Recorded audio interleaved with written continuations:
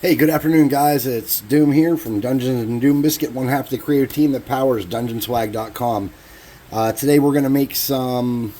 We're going to do a couple things, but this video and the next one are going to be about making some stalagmites for a futuristic alien terrainscape. And stalagmites are the ones that go up. Stalactites are the ones that go down. And the way you can remember that is over time, these might hang on, or I'm sorry, these are hanging tightly to the ceiling, and these will get water dripped on them. They might get minerals on them and grow bigger. So stalagmites go up, stalactites go down. And that's what we're going to make. We're going to do this. This is a pretty easy craft, but we just want to be able to flesh out some more alien world stuff. And so what we want to do first of all is we want to cut some slits in here so that our glue sticks. So you just want to get your knife, and you just want to make a little half-butt grid pattern. Doesn't have to be perfect. Quick is good. Try not to whack your fingers off. That'd be terrible. This would be much harder if you didn't have any fingers. Now, if you're a kid or something, you should probably ask an adult to prep this stuff for you. Like, I have sons that are 6 and 8, and when we do crafts that involve anything like this, I prep all this kind of stuff in advance. We don't do a whole lot of this kind of stuff. We do more like painting minis together and making little silly stuff. But this is definitely one you can do as kids.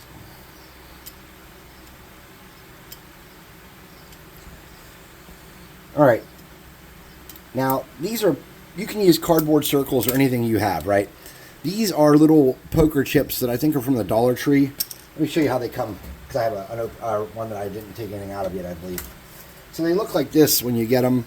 And so there's, I don't know how many is in there, but there's a lot. And I use these for, they're a little bit small for a size large base, but they work just about perfect for it on most minis. They do take a little preparation because they're made out of a really shiny, slippery plastic. So with each one of these, you're going to have to go around the whole outside and rough it up a little bit to get paint to stick. And you're just going to want to hit that surface a little bit. Now, you know that anytime you're sanding something like this to use to paint and glue, you don't have to hit every single inch of it. Like, so if there's spots that are still shiny, as long as the a good 90% of it or 85% of it is scratched up, stuff will stick to it. So I see a lot of people going through a lot of preparation on their crafts, and I wonder if they realize as long as you have a pretty good surface for stuff to bond to, the rest of it will kind of stay where it needs to stay. After our failed scatter train with the pill bottle thing, I'm trying not to forget stuff like that because it's important that your paint sticks to what you're working on. And I don't want to be overly embarrassed by doing a bad job there.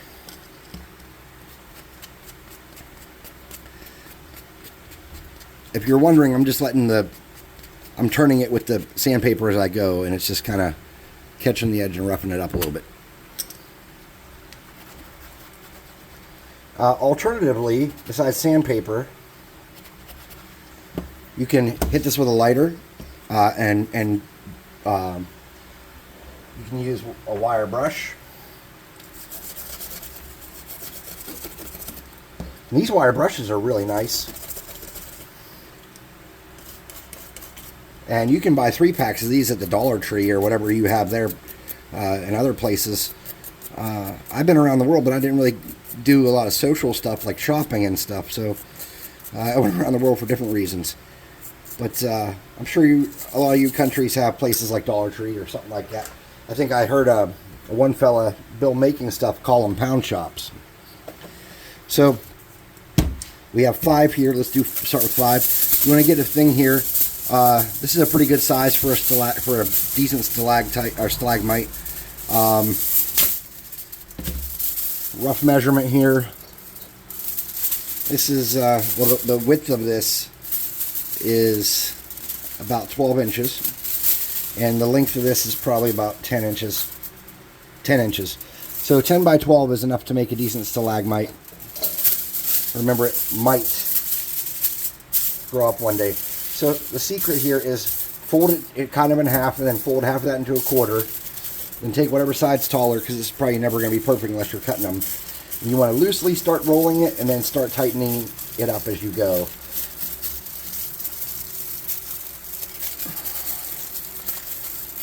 And the tip of this, you want to start twisting it. And as you go down, you don't want to tighten it up as much. And then your bottom, you kind of want to push it in a little bit. And then crinkle it up some, okay? Because we don't want these to look like natural rock formations. We want these to look like weird alien kind of things going up. So what I've done is I just kind of got a generic shape there. I'm going to put my first one down. And I'm not centering this on the base. I'm putting it off to the side a little because I'm going to put a few more on here, a couple smaller ones, okay? Remember what I said. Fold it in half-ish. Oh, I forgot glue on there. Fold that into a quarter. Start with your bigger end. Start a loose roll. And then we can speed up. You know how it works now.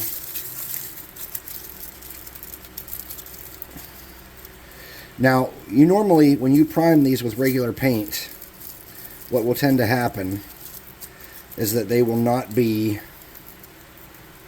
taking paint super well. Okay, paint doesn't like this tinfoil that much. So what we're going to have to do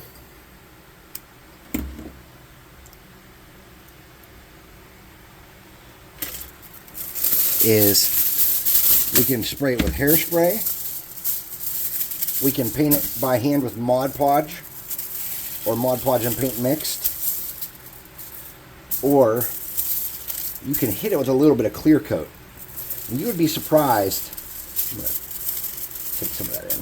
You would be surprised at how good clear coat actually makes stuff bond. So what we'll do is we'll hit it with like the tiniest little bit of clear coat just to give some good sticking points. Like not a full cover because then it takes forever to dry. And then we will hit it with our primer. Okay, so there's one. And what we're going to do with this strange alien stuff here is this base, we could flock this, right? We could flock this and we could put sand or baking soda or whatever whatever you have, any kind of gravel, but we're not doing that because we want to strengthen this up. So we're going to come up here and we're going to kind of get in the grooves a little bit. We're going to drag that down, and then we're just going to make a jagged shape with the glue going out to the edge, close to the edge. It doesn't have to be perfect. Again, perfection is not a prerequisite of enjoyment when it comes to doing this stuff. So on our last one here, I'm going to get up in the groove a little bit, squirt some glue in there, and same deal. Come around, jag it up. That's going to give us some strength. And it's going to make our piece stay together a little better. Okay? So if you want to bear with me, we're going to quickly do a few more of those. We can make, looks like we can make 5. You know what? Let's make 3 of those, and then let's make something else. I don't come down here with a plan, guys. I say to myself, okay, Chris, it's a day that ends in Y. It's time to turn your doom on and go make a video. Now, I am going to have to figure out how I'm going to do videos for the next couple days. For work, I have to travel sometimes. And tomorrow I'm going on an adventure to do some problem solving for a co-worker slash friend of mine.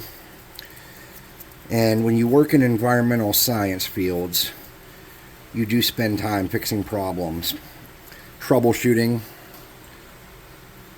So tomorrow I will be adventuring around and I'll be gone overnight because it's too hard to travel several hours. You know, if you drive 3-4 hours, sometimes it's just better to stay the night, especially if you're going to be there for 2 days. Now, if I'm just going on a quick trip an hour away, or sometimes even if it's 3 hours, depending on what's going on, I don't stay overnight. But for these 2-day ones and stuff, making that trip twice, it makes you have really short work days. You can't get much accomplished. And if there is a big problem or something you have to work on, or maybe something physical comes up or mechanical comes up, I'm going to twist that around and make that part of that. And put that on the inside there. So, remember, perfection does not necessarily mean it's going to give you a product you enjoy as much. And it's okay to make these different lengths. So if you want to make these different lengths, that's pretty easy to do too. So when you, I've been trying to use the other side because I think that the paint sticks better. So now instead of going halfway up, let's go like 3/4 of the way up, and then fold it over. And then we can actually, you can widen it out and change the pitch of your slope as a, for your thing just by playing with your folds. I don't do it a lot. I have a kind of generic pattern I stick to, but there's no rules. This is your craft. You don't have to come here and try to do what I've done. You come here and do what you want to do. Just take what I have and get some ideas from it, man. Woman, child, everything in between. It's not crucial that you do it just like me, because it's not going to be on my table unless you're coming all the way to West Virginia to play D&D, and you're like, Chris, here, you spend a lot of time making stuff for the tabletop. I thought I'd contribute. Oh man, wouldn't that be cool? Same deal. Get up inside there a little bit, drag it down, bringing it around and making it jagged around the edges, adding some texture. Keep going. Same deal. La la la la la la. Woo! Get a little bit in that hole in there. You don't want anything too deep of a hole in the center there because it's going to be hard to paint into it. It's going to end up just being a dark hole.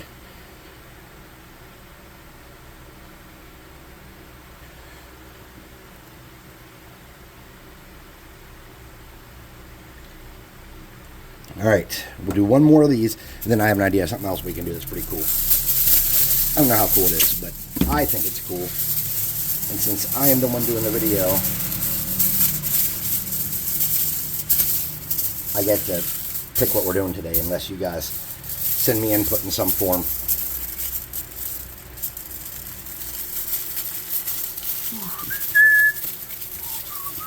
So, there are a lot of ways you can do things that help the environment, and they're probably not ways that you think.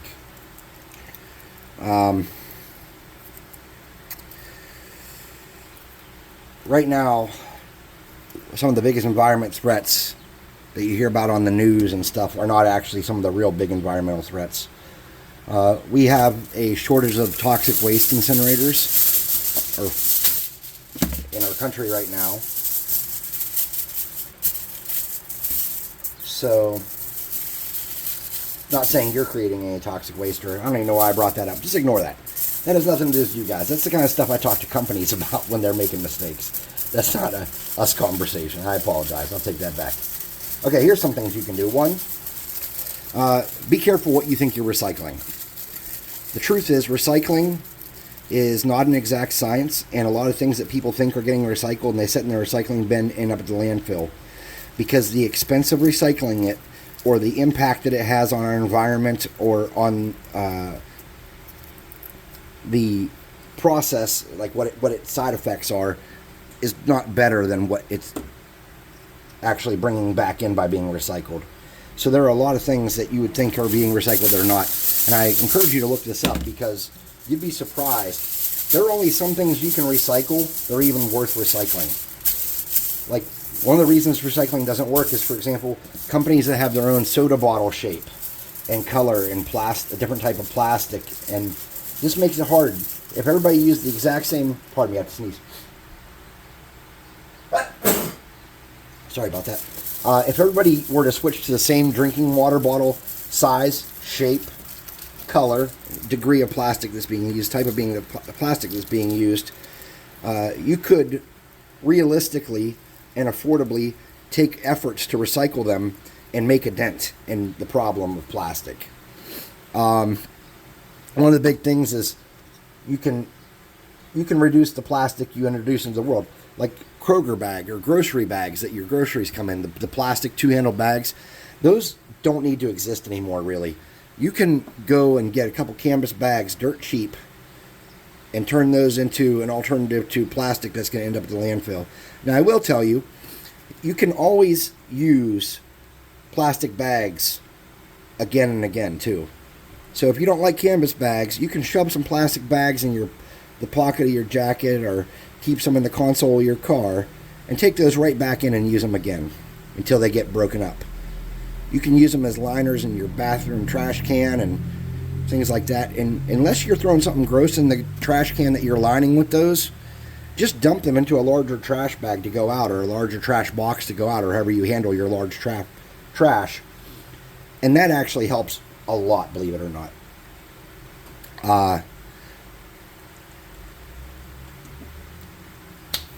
What was it? Oh, the next thing. Okay, so we have 3 of those, and those look decent.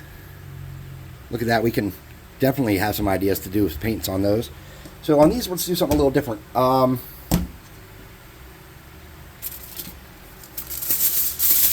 Let's make some rocks. Some strange, textured, weird, alien rocks. And let's make them flat enough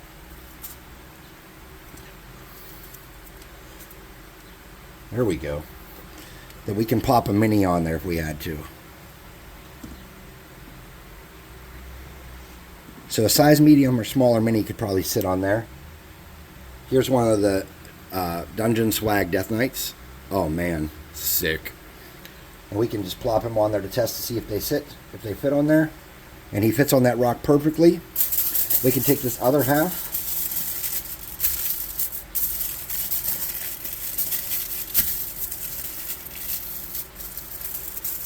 make a little one of these stalagmites, or whatever they are, these alien mabobbers. Oh, Dungeon Swag. Let me tell you about Dungeon Swag. I always say I'm one half of the team that powers DungeonSwag.com. A good friend of mine, whereas I am Doom, he is a Scorbic. We, years ago, started the company Dungeon Swag. And what we do is it's a miniature subscription service that lets you get 6 to 8 minis in a box every month. They come in a little box, and they have come with bases and such. And sometimes they have like extra parts, or you have to do a little bit of assembly. Most of the time we have them kind of pre-assembled. We work with an artist out of Sweden who is just phenomenally talented. And even though we had initially talked about wanting to work with an American to boost our own economy, he was so good we just couldn't find anybody that was doing what he was doing the way we wanted and did things on the scale we wanted. And we even tried switching artists a time or two, and it just didn't give us the result we wanted. So we had to go back to Sven to get the best minis we could get. So anyways, right now, Ascorbic and I, his real name's Tom, just like I'm Chris, we came up with a deal that if you come through the links on the video to the Dungeon Swag website, we're going to give you 25 months off, or 25% off your first month's subscription. So if you cancel after that month, you still saved your 25%. And if you continue to stick with us, we'll be super appreciative, because we're glad to have more people joining our family and having really, really high detailed miniatures at a discounted price. Because again, everyone should be able to afford to have beautiful miniatures on their table. It should not be reserved for only the rich. Now, the problem is, right now, because of shipping and stuff, we're only making this available in the US, and I'm really sorry. But shipping overseas, since we include the cost of shipping in our monthly subscription price, it would beat us to death to try to ship overseas. And this is not like a big money maker endeavor to begin with. This is something we started to help people that didn't have money like we used to not have get nice minis. So I apologize if you're in somewhere else besides the US. Until we find a better way to ship for a better rate, or a way to get stuff out to other countries in an affordable way, we're only able to do this in the US. But it's 25% off your first order, or your first month subscription. And the promotion code is BISCUITS, like my name, Doom Biscuit, with an S at the end, BISCUIT. So go to DungeonSwag.com, www.DUNGEON hyphen, which is the line, swag, swag.com. And then go to purchase, look at the subscriptions, and then add the promotion code BISCUIT. Biscuits with an S. Alright, we're going to see if this rock can hold a guy. And here's one of the Death Knights from Dungeon Swag again. Sick. He's our test model to stand there. 28 millimeter, super chunky boy. Sweet axe. Just a awesome mini. Alright. So, I will see you guys in a little bit. I'm going to prime these up, and we're going to come back and paint them. Thanks for watching.